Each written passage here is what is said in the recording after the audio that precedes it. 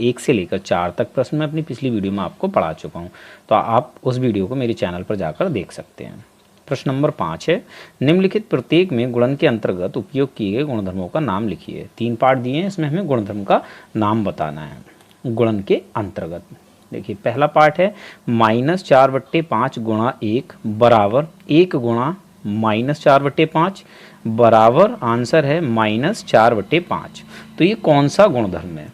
तो बच्चों आप एक चीज़ देखिए, अगर हम 7 की गुणा 1 से करें तो आंसर हमें क्या मिलेगा? 7।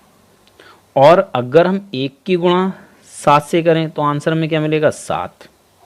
तो इसका मतलब क्या है? 1 से हम किसी भी संख्या की गुणा करें या किसी भी संख्या की 1 से गुणा करें तो आंसर क्या आता है? वही संख्या आती है जिसकी हम गुणा करते हैं। तो ऐसी स्थिति में 1 क्या हो जाता है? गुणात्मक तत्समक। ठीक है, तो यहाँ आप देख सकते हैं -4/5 की गुणा की गई है 1 से और फिर 1 की गुणा की गई है -4/5 से, तो आंसर हमें दोनों स्थिति में क्या मिलेगा? -4/5। तो ये कौन सा गुणधर्म कहलाएगा? गुणात्मक तत्समक। ठीक है, तो यहाँ पर हम इसका आंसर लिख देते हैं। ठीक, गुणात्मक तत्समक। ठीक है, चलिए सेकंड पार्ट, -13/17 गुणा -2/7 बराबर -2/7 गुणा -13/17। तो ये बच्चों कौन सा गुणधर्म है? तो आप एक चीज़ और बताइए मुझे कि अगर मैं -2 की गुणा 3 से करूं तो मुझे आंसर क्या मिलेगा? यहाँ पर 3 दूनी 6, माइनस और प्लस की गुणा माइनस में आती तो -6 मिलेगा। और अगर मैं इसको इस तरह से लिख दूँ 3 गुणा -2 तो आंसर मुझे क्या मिलेगा? तो भी मुझे आंसर -6 मिलेगा। तो ऐसी स्थिति को या ऐसे गुणधर्म को हम क्या कहते हैं?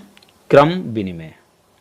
क्या कहते हैं? क्रम विनिमय, जिसमें हम संख्याओं का क्रम चेंज करके लिख देते हैं। यानी -2 गुणा 3 को मैं 3 गुणा -2 भी लिख सकता हूँ। ठीक है, तो ये गुणन का क्या हो गया? क्रम विनिमय नियम। ठीक है, तो हम यहाँ आंसर लिख देते हैं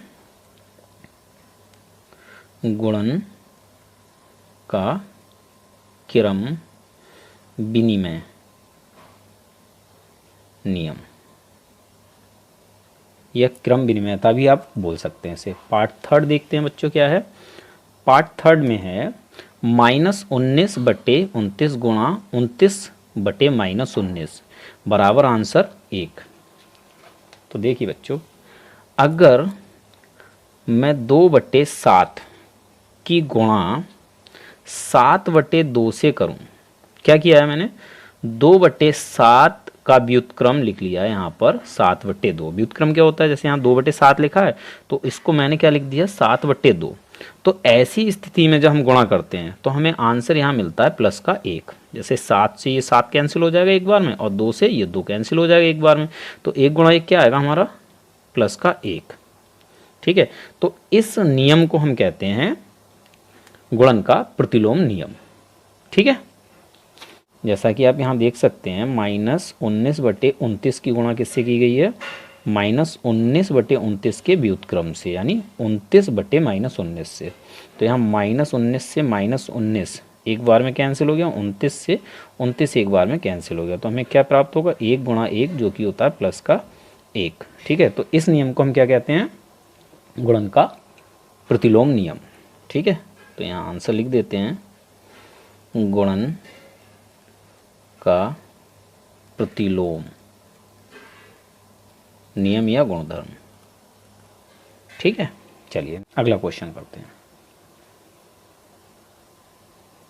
तो बच्चों प्रश्न नंबर 6 में हमसे कहा जा रहा है 6/13 को -7/16 के व्युत्क्रम से गुणा करें। तो -7/16 का व्युत्क्रम क्या होगा? 16/-7। ठीक है, तो इसको हम गुणा कर देते हैं। 6/13 गुणा 16/-7। ठीक है, ये क्या है? -7/16 का व्युत्क्रम। तो इसको हम गुणा कर देते हैं। 16 छंग 96 बटे 13 सत्ते 91, ये प्लस का 13, ये माइनस का 7, तो क्या आ जाएगा? प्लस माइनस माइनस, ये हो गया आंसर। ठीक है, 7th क्वेश्चन करते हैं।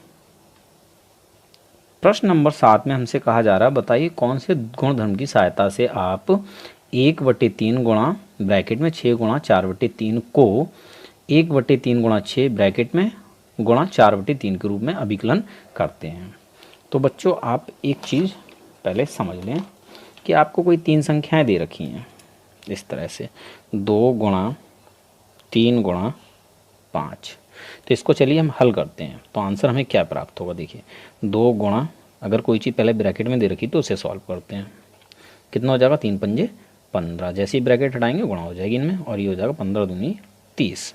ठीक है, अब इसी चीज़ को अगर हम 2 के साथ 3 गुणा कर दें, ब्रैकेट में रख दें, और 5 को कर दें अलग, तो हमें आंसर क्या प्राप्त होगा, 2 तियाँ 6 गुणा 5 बराबर 30। तो हमने क्या किया, यहाँ पर जो 3 5 के साथ में था उसको हमने इधर 2 के साथ कर दिया।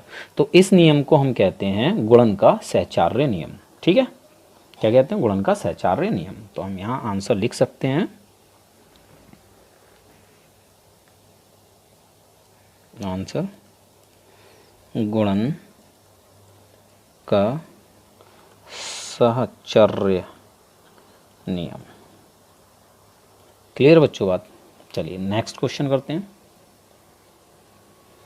प्रश्न नंबर 8 है बच्चों, क्या -1 सही 1/8 का गुणात्मक प्रतिलोम 8/9 है? अगर है तो क्यों, और नहीं है तो क्यों नहीं? तो बच्चों गुणात्मक प्रतिलोम क्या होता है, अभी अभी मैंने आपको बताया है कि हम कोई संख्या लें, जैसे 7/, हमने 2 ले ली संख्या। अब इसको हम किस संख्या से गुणा करें कि आंसर हमें प्लस का 1 प्राप्त हो? तो हम क्या करेंगे, इसके व्युत्क्रम से इसको गुणा कर देंगे, यानी 2/7 से गुणा कर देंगे। तो 7 से 7 एक बार में कैंसिल हो जाएगा, 2 से 2 एक बार में कैंसिल हो जाएगा। तो हमें यहाँ प्राप्त होगा प्लस का 1। अगर हमें प्लस का 1 गुणनफल प्राप्त होता है तो ऐसी स्थिति में 7/2 का गुणात्मक प्रतिलोम 2/7 है। और अगर प्लस का 1 प्राप्त नहीं होता है, कुछ और प्राप्त होता है, तो 7/2 का 2/7 गुणात्मक प्रतिलोम नहीं है। तो यहाँ हमें यही बताना है कि -1/8 का गुणात्मक प्रतिलोम 8/9 है या नहीं है। तो सबसे पहले तो हम क्या करें, इसको सॉल्व करके लिख लेते हैं। -1 सही 1/8 बराबर 8 एकम 8, 8 और 1 9, तो -9/8। ठीक है, अब इसको हम क्या करें, 8/9 से गुणा कर देते हैं। ठीक, तो हमें यहाँ आंसर क्या प्राप्त होगा, देखिए 9 से 9 एक बार में कैंसिल हो गया, और 8 से 8 एक बार में कैंसिल हो गया। तो हमें प्राप्त हुआ -1 गुणा 1, जो होगा माइनस का 1। तो क्या 8/9 -1 सही 1/8 का गुणात्मक प्रतिलोम है? जी नहीं है। क्यों? क्योंकि यहाँ पर गुणनफल क्या प्राप्त हुआ, माइनस का 1। अगर प्लस का 1 प्राप्त होता तो 8/9 इसका गुणात्मक प्रतिलोम होता। तो हम आंसर क्या लिखेंगे, तो हम आंसर लिखेंगे 8/9 -1 सही 1/8 का गुणात्मक प्रतिलोम नहीं है, यानी 8/9 इसका गुणात्मक प्रतिलोम नहीं है। क्यों? क्योंकि दोनों का गुणनफल +1 ना होकर -1 है। गुणात्मक प्रतिलोम कब होता है, जब प्लस का 1 आंसर आता है। ठीक है, चलिए नेक्स्ट क्वेश्चन करते हैं। प्रश्न 9 भी बच्चों सेम प्रश्न 8 की तरह है। हमें इसमें भी ये बताना है कि 3 सही 1/3 का गुणात्मक प्रतिलोम 0.3 है। अगर है तो क्यों, और नहीं है तो क्यों नहीं। तो सबसे पहले तो हम क्या करें, इसको सॉल्व कर लें और इसका दशमलव हटाकर लिख लें। तो हम यहाँ हल लिख लेते हैं, 3 सही 1/3 क्या हो जाएगा, ये 3 तियाँ 9 और 1 10। ठीक है, 10/3, 3 की और 3 की गुणा करेंगे और इसको प्लस कर देंगे, तो ये हो जाएगा 10/3। अब सेकंड चीज़ है हमारी 0.3, तो इसको हम क्या करेंगे, 3/10 लिख सकते हैं। क्यों? यहाँ दशमलव के बाद राइट हैंड साइड में एक अंक है, तो इसका दशमलव हटाकर हम नीचे 10 की घात वाली संख्या यानी 1 और 0 लिख सकते हैं। ठीक है, अब इसको हम सॉल्व करके देख लेते हैं, गुणा करके, है ना। 10/3 गुणा 3/10। 10 से 10 एक बार में कैंसिल हो गया, 3 से 3 एक बार में कैंसिल हो गया, तो हमें क्या प्राप्त हुआ 1 गुणा 1 जो कि होता है 1। यहाँ बच्चों क्या किया हमने, यहाँ दशमलव के बाद इस ओर एक अंक है, ठीक है, तो हम ऐसी स्थिति में दशमलव हटा देंगे और जो संख्या लिखी है उसको लिख देंगे और बटे में कर देंगे 10। और अगर दशमलव के बाद 2 अंक होते तो हम दशमलव हटा देते, जो संख्या होती उसको लिख देते ऊपर और बटे में हो जाता हमारा 100। ठीक है, इस टाइप से, जैसे कि 0.2 1 2, तो यहाँ पर 2 अंक हैं, दशमलव हटा देंगे 12/100 लिख देंगे। ठीक है, और अगर दशमलव के बाद 3 अंक होते, सपोज कर लो ये वाले, ठीक है 1 2 3, तो हम क्या करते दशमलव हटा देते और 123 बटे कितना लिख देते 1 2 3 3 0, है ना 1 2 3। ठीक, तो इस तरह से हमने इसको सॉल्व किया। तो हमें यहाँ क्या प्राप्त हुआ प्लस का 1। तो हम क्या आंसर लिखेंगे, तो हम आंसर लिखेंगे हाँ 0.3, 3 से 1/3 का गुणात्मक प्रतिलोम है, क्योंकि दोनों का गुणनफल क्या आया है 1। ठीक है, चलिए नेक्स्ट क्वेश्चन करते हैं। बच्चों प्रश्न नंबर 10 में हमें 3 कथन दिए हुए हैं, इनके हमें आंसर बताने हैं। पहला कथन है ऐसी परिमेय संख्या जिसका कोई व्युत्क्रम नहीं है। तो ऐसी परिमेय संख्या 0 है, 0 का कोई व्युत्क्रम नहीं होता है। देखिए 0 क्या है, एक परिमेय संख्या है, तो इसके बटे में हम 1 लिख सकते हैं। ठीक है, जब 1 से 0 को भाग देंगे आंसर हमें 0 ही प्राप्त होगा। अब इसका हमें क्या करना है, व्युत्क्रम लिखना है। तो व्युत्क्रम क्या होता है बच्चों, 0/1 को हम 1/0 लिख दें। तो क्या ऐसा संभव है, जी नहीं। किसी भी संख्या को हम 0 से भाग नहीं देते हैं। अगर हम भाग देते भी हैं तो हमारा आंसर क्या होता, अपरिभाषित, अपरिभाषित। ऐसा क्यों, क्योंकि बच्चों देखिए एक एग्जांपल लेते हैं, अगर हम 12 को 2 से भाग दें तो इसका मतलब क्या है, इसका मतलब है हम 2 को कितनी बार जोड़ें कि हमें 12 आंसर मिले। तो हम 2 को अगर 6 बार जोड़ लें, 2 + 2 + 2 + 2 + 2 + 2, 1 2 3 4 5 6, तो हमें यहाँ क्या प्राप्त होगा 12। ठीक है, भाग का मतलब ये होता है। अब आप ज़रा एक बात सोचिए कि 1 को हम 0 से भाग दें तो इसका मतलब क्या है कि 0 को हम कितनी बार जोड़ें कि हमें 1 प्राप्त हो जाए। तो 0 को आप चाहें कितनी भी बार जोड़कर देख लेना, कभी आंसर आपको नहीं प्राप्त होगा। ठीक है ना, तो इसीलिए 0 अकेली एक ऐसी संख्या है जिसका कोई व्युत्क्रम नहीं होता है। ठीक है, 0/1 तो होता है लेकिन 1/0 कभी नहीं हो सकता। ठीक, तो हम यहाँ आंसर लिख देंगे, यहीं लिख देता हूँ मैं आंसर 0। ठीक, सेकंड पार्ट, परिमेय संख्या जो अपने व्युत्क्रम के समान है। अब हमें एक ऐसी परिमेय संख्या बतानी है जिसका व्युत्क्रम उसी के समान हो। तो वह संख्या है बच्चों 1। देखिए 1, अगर हम इसके बट्टे में 1 लिख दें तो हमें आंसर क्या प्राप्त होगा, 1 ही प्राप्त होगा। तो हम 1 को 1/1 लिख सकते हैं। ठीक है, अब इसका अगर हम व्युत्क्रम करें, उल्टा क्रम करें, तो वो भी क्या होगा 1/1। ठीक, तो हमें दोनों स्थिति में आंसर क्या मिलेगा, यहाँ पर भी 1 मिलेगा और यहाँ पर भी हमें 1 मिलेगा। ठीक है, अब मान लेते हैं -1 है। ठीक है, अब इसके नीचे भी हम 1 लिख सकते हैं, तो हमें आंसर क्या मिलेगा -1। ठीक है, अब इसको हम उल्टा कर दें, 1/-1, तो ऐसी स्थिति में भी यहाँ आंसर क्या मिलेगा -1। तो वह परिमेय संख्या कौन सी है, 1 और -1। ठीक है, तो हम ये आंसर लिख देते हैं यहाँ पर 1 तथा -1। ठीक है, ये जो हैं ये अपने व्युत्क्रम के समान है। क्लियर हो गई बात। थर्ड पार्ट है परिमेय संख्या जो अपने ऋणात्मक के समान है। तो भाई एक ही परिमेय संख्या ऐसी है जो अपने ऋणात्मक के समान है, वो है बच्चों 0। ठीक है, 0 को चाहें आप धनात्मक लिखें चाहे लिखें ऋणात्मक, दोनों ही कैसे होते हैं, समान ही होंगे। 0 का कोई अगर अकेला है तो कोई मतलब ही नहीं है इसका ना। अब देखिए अगर हम -1 लें और प्लस का 1 लें तो क्या ये एक समान है, नहीं है, क्योंकि भैया ये माइनस का है ये प्लस का है।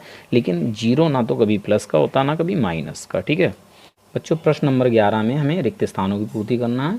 पहला पार्ट है शून्य का व्युत्क्रम, क्या लिखेंगे यहाँ पर, नहीं है, जैसा कि मैंने अभी आप समझाया ही है आपको। ठीक है, नेक्स्ट, संख्याएं डैश तथा डैश स्वयं के व्युत्क्रम है।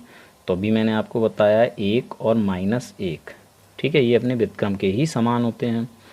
-5 का व्युत्क्रम क्या है बच्चों? देखिए, अगर हम इसके बट्टे में 1 डाल दें तो हमें आंसर क्या प्राप्त होगा? अगर 1 से -5 को भाग देंगे तो हमें -5 ही प्राप्त होगा। तो इसका व्युत्क्रम क्या हो जाएगा? 1/-1/5। ठीक है, क्या हो जाएगा? -1/5। नेक्स्ट है 1/x, जहाँ पर x हमारा 0 नहीं है, का व्युत्क्रम क्या होगा? इसको हमें उल्टा कर देना है, x/1। ठीक है, हम बटे में 1 लिखें या ना लिखें कोई भी फर्क नहीं पड़ेगा। नेक्स्ट है 2 परिमेय संख्याओं का गुणनफल हमेशा कैसा होगा? परिमेय संख्या ही होता है। कैसा होता है? परिमेय संख्या। कैसे? देखिए, 2 परिमेय संख्याओं का हमें क्या करना? गुणनफल। तो परिमेय संख्या क्या होती हैं? जिन्हें हम p/q के रूप में लिख सकें, यानी अंश बटे हर के रूप में। तो जितने भी पूर्णांक हैं हमारे, वो सब क्या हैं? परिमेय संख्या ही हैं। जैसे कि 2 क्या है? एक परिमेय संख्या। अगर हम इसकी गुणा 2 से करें तो हमें क्या प्राप्त हुआ? 4। तो 2 एक परिमेय संख्या, ये भी एक परिमेय संख्या और ये भी एक परिमेय संख्या। तो चलिए हम नेक्स्ट ले लेते हैं, 3 की गुणा 5 से करें तो हमें क्या प्राप्त होगा? 15। तो हमने यहाँ क्या किया है? दोनों ही कैसी हैं? परिमेय संख्या हैं। 3 को हम 3/1 लिख सकते हैं, गुणा 5 को हम 5/1 लिख सकते हैं। तो हमें आंसर क्या प्राप्त हुआ? 5×3 15 और बटे में 1 × 1 1। ठीक है, तो ये सारी कैसी होगी? परिमेय संख्या।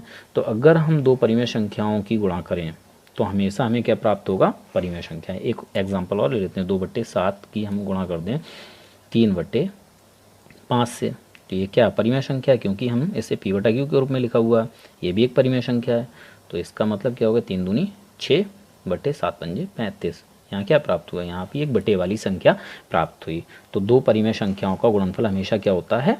परिमेय संख्या होता है। ठीक है, आखिरी है, किसी धनात्मक परिमेय संख्या का व्युत्क्रम क्या होगा? भैया धनात्मक ही होगा। ठीक, कैसे? ये भी आप समझ लें।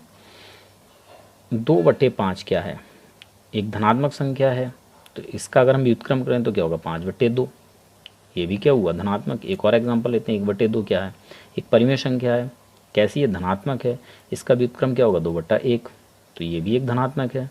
अब मान लो हमने ले लिया -5/2। ठीक है, तो इसका जब हम व्युत्क्रम करेंगे तो वो क्या आएगा? -2/5। ठीक है, तो यहाँ तो ऋणात्मक था, तो ये ऋणात्मक आया। तो यहाँ कहने का मतलब है किसी धनात्मक परिमेय संख्या का व्युत्क्रम क्या होता है? धनात्मक ही होता है। अगर आपको ये वीडियो पसंद आया तो इस वीडियो को लाइक